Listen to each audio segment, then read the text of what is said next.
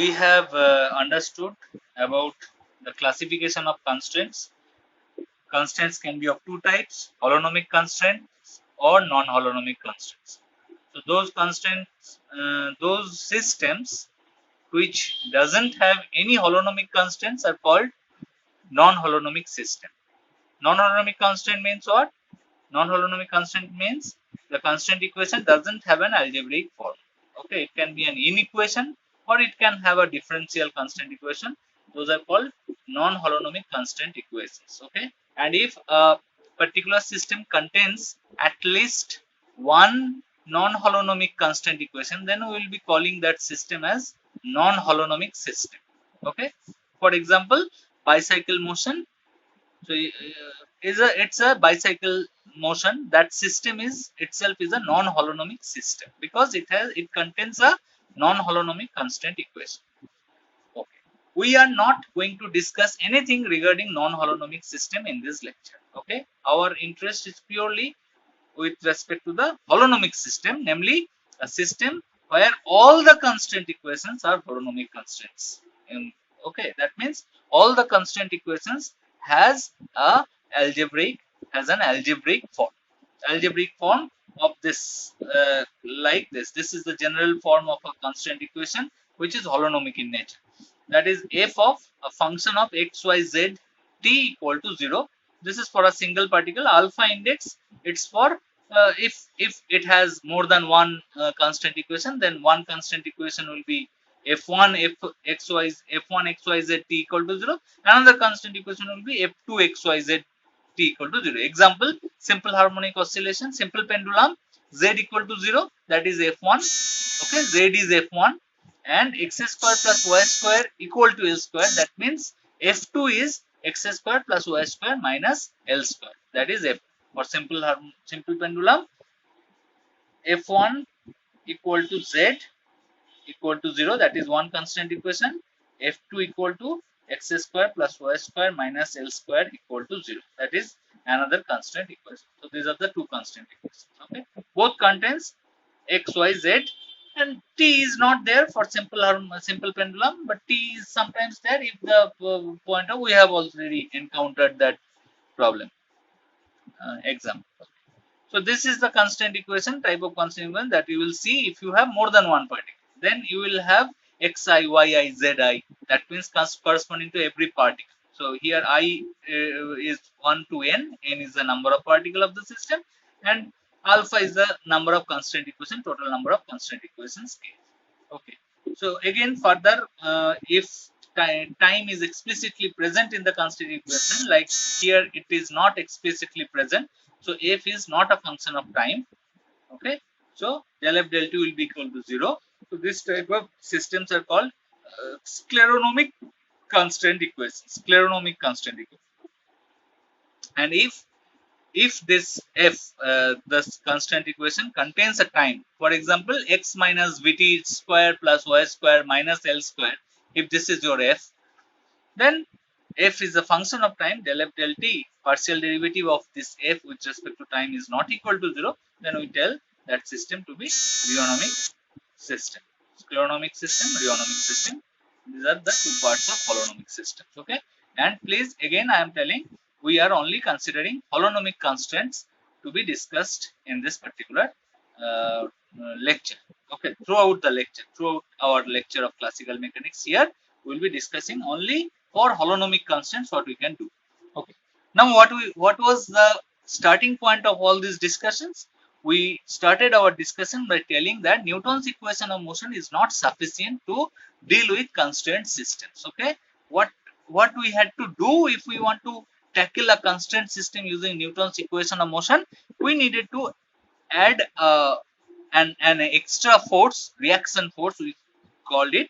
So this is the reaction force on the ith particle. This is the reaction force on the ith particle. And what was the problem all about? We don't know what this is, reaction force. We don't have any formula to calculate reaction force. So Ri, we don't know it. Newton never gave us any prescription or formula to calculate this reaction force. So how do we calculate reaction force?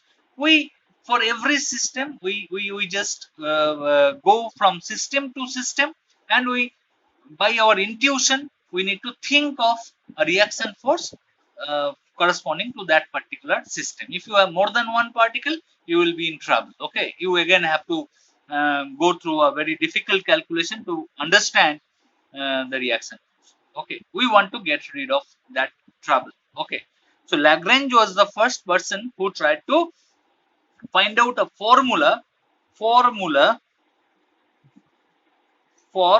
reaction force. Formula of reaction force. Lagrange was the first. Lagrange and D'Alembert, they had very important contribution to find out a formula for reaction force. Okay, so let us try to understand how they conceive a formula corresponding to the reaction force. Now suppose this is we have a holonomic constraint equation, holonomic constant equation, and we have a single particle and we have a single particle system. Okay, holonomic constant equation, we have a single particle system. That means the constant equation is f of xyz t equal to 0. This is the constant equation. Now what does it geometrically mean? It geometrically means it's the equation of a surface, xyz equation of a surface, but that surface is a time dependent surface. Okay, so say for example this is the surface equation of a surface f xyz, and if time is present, if I call this system, that means this surface can move, this surface can move. This is the geometric concept. So let me just draw this surface x y z, and I have a constraint surface like this. So this is the equation of a this surface. This surface has an equation which is f of xyz t equal to 0. Now this surface can move. Okay, now this is the origin. Let's say I have a particle of mass m at this particular location. Okay, the position vector of the particle is r vector. Okay, and in time dt the particle moves from this point to another point. Say for example this is dr vector. Okay, so in dt time the particle has moved from this point to that point. Okay, in dt time. So now our general concept of differential calculus, how the f changed by the time dt, how do you calculate? So f x y z t equal to 0.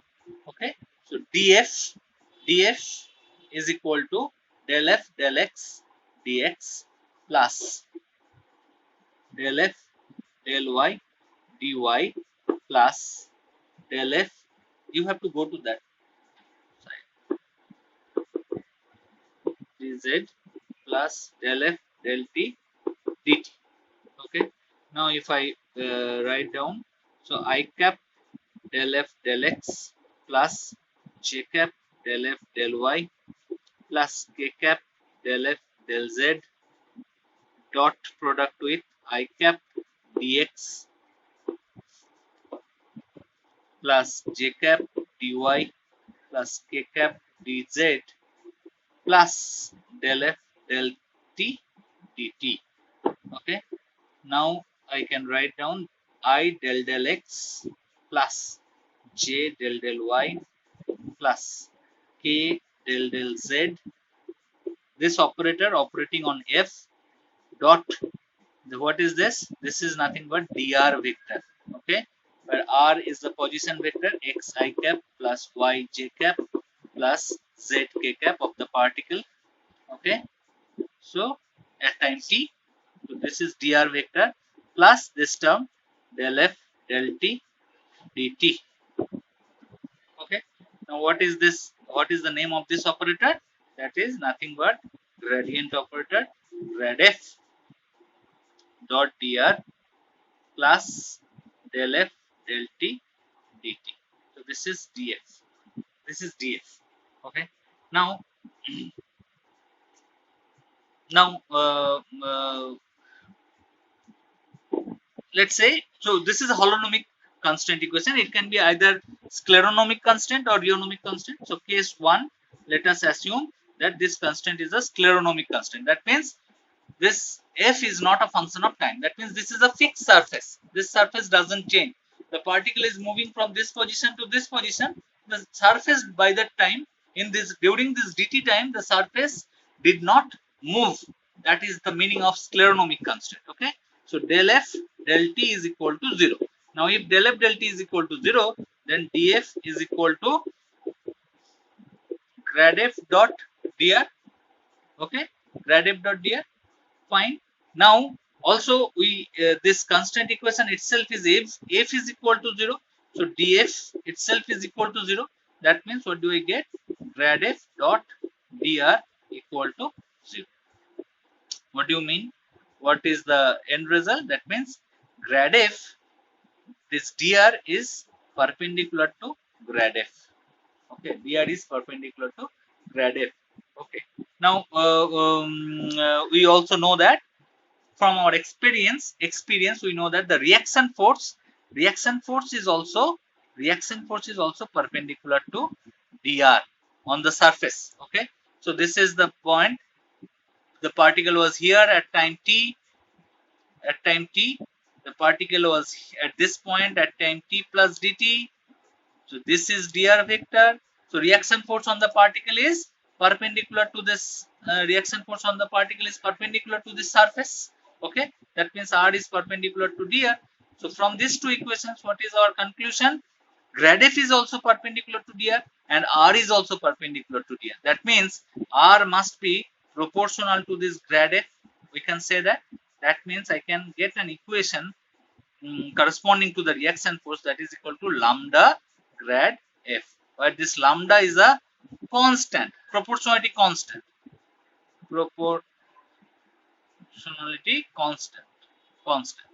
So lambda is a constant. Okay, we don't know the value of lambda for a particular system.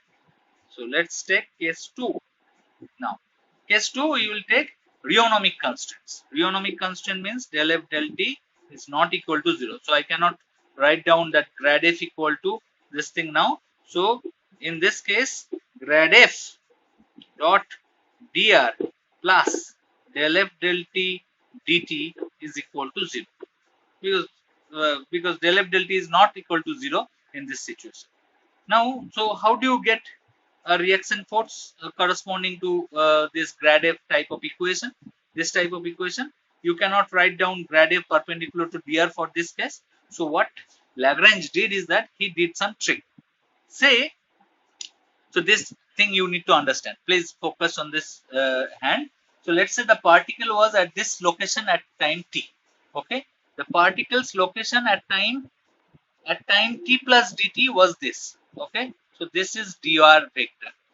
In dt time, this particle has come to this. Initially the particle was here, particle's position was here, and so this is r vector, this is r vector. From the origin, this is r vector, this is dr vector.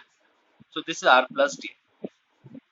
Now by the time the particle has moved from this location to this location, the surface has moved, because this is a rheonomic constant. Now the surface is moving. Surface is a time dependent function, f x y z t equal to 0.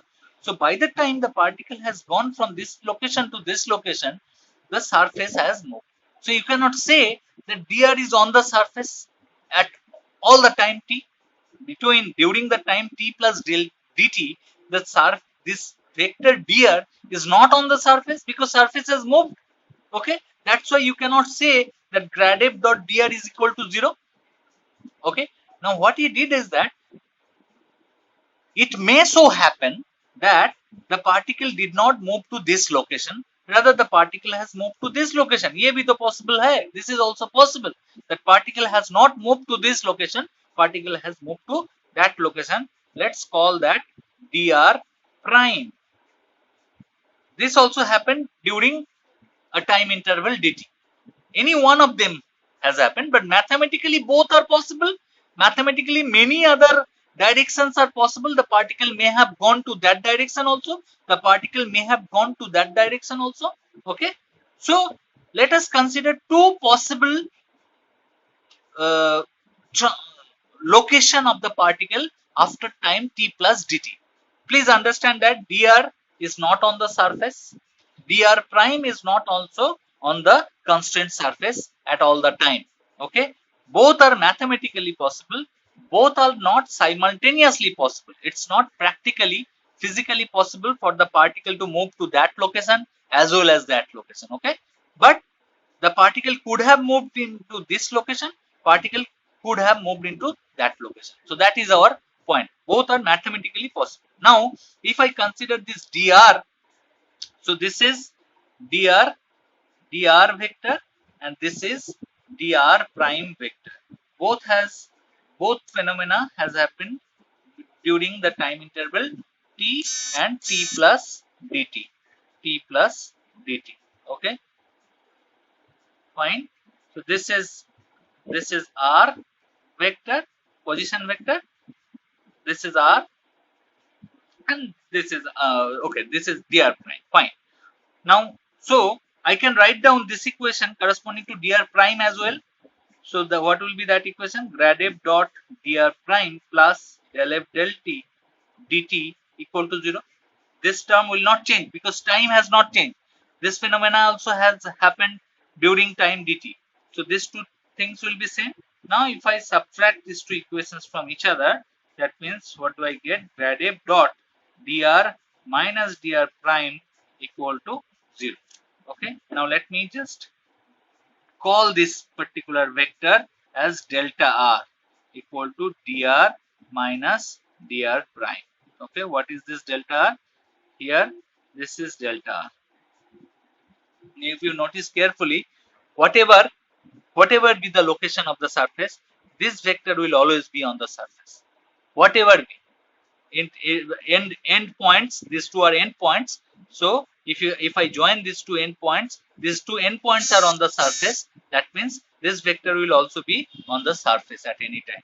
So I can say that grad f dot delta r is equal to 0. That means grad f is perpendicular to delta r as well as delta r is on the surface, on the constraint surface.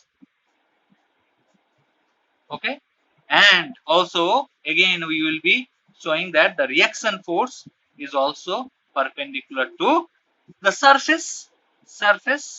That means its reaction force is perpendicular to delta r. Okay, so let me, so what do I get? Grad f is perpendicular to delta r, reaction force is also perpendicular to delta r, and delta r is on the surface, That means what I can write? I can write the reaction force is proportional to grad f for rheonomic constraints as well. That means I can write down reaction force equal to some lambda grad f, like we have written down in case of scleronomic constant. So both for scleronomic constant or rheonomic constant, I can write down this equation, the reaction. I can write down an equation. Lagrange and D'Alembert was able to write down an equation corresponding to this reaction force, but there was a constant, unknown constant corresponding to every system. Okay, so finally, if I have a system of particle, I will be writing Ri equal to some lambda grad I. Grad I means del xi, del yi, del zi f. Now if the constant, if you have multiple constant, lambda alpha f alpha. So this is the final result you can write down.